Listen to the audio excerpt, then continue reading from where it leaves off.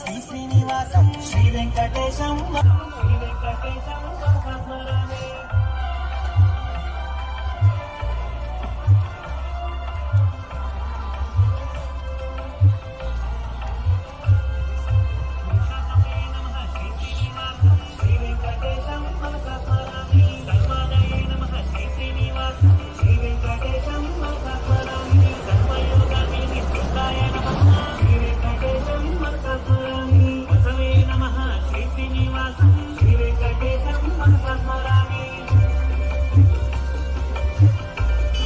परमां प्रसूते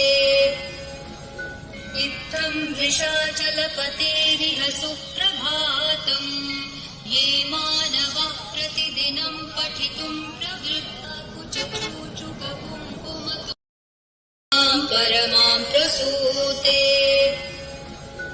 इत्थं वृषाचलपतेरिह सुप्रभातम् ये मानवाः प्रतिदिनं पठितुं प्रवृत्ता कुचकुचुककुङ्कुमतो नियतारुणतातुलनीलतनो कमलायतलोचनलोकपते विजयी भव वेङ्कटशैलपते सचतुर्मुख षण्मुख पञ्चाभिराम गुणाकरदाशरथे जगदेक धनुर्धर धीरमते रघुनाथचारुमुखाम्बुरुहम् रजनीचरराजतमो मिहिरं हस्ते पदाम्बोजयुग्म प्रणामेक्षयागत्य सेवां करोमि सकृत्सेवया नित्यसेवाफलं त्वं प्रयच्छ प्रभो वेङ्कटेश अज्ञानिना मया दोषान् अशेषान् विहितान् हरे क्षमस्वत्वं शेषशैलशिखामणि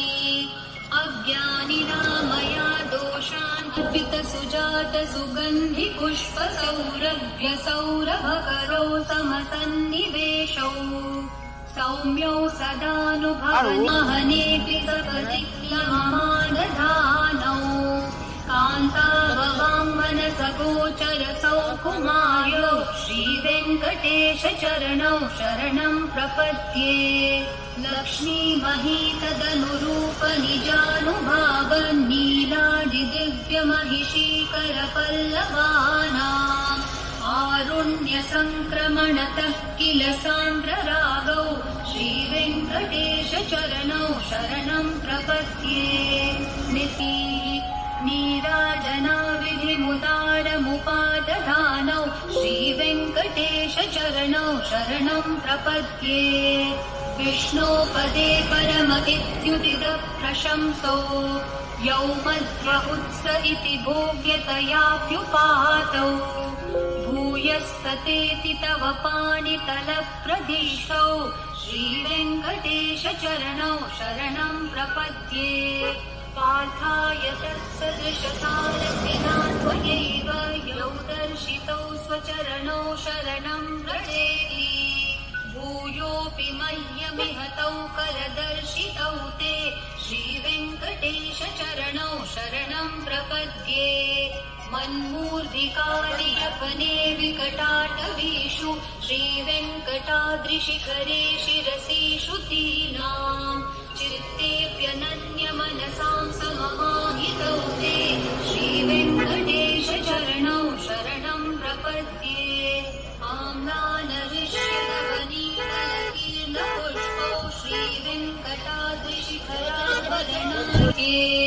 सत्त्वोत्तरैः सततसेव्यपदाम्बुजेन संसारतारकदशार्द्रदृगञ्जलेन सौम्योपयन्तृमुनिना मम दर्शितौ ते श्रीवेङ्कटेश चरणौ शरणं प्रपद्ये सत्त्वोत्तरैः सततसेव्यपदानि तटे रमया रममाणाय वेङ्कटेशाय मङ्गलम् श्रीवैकुण्ठविरक्ताय स्वामि पुष्करिणि तटे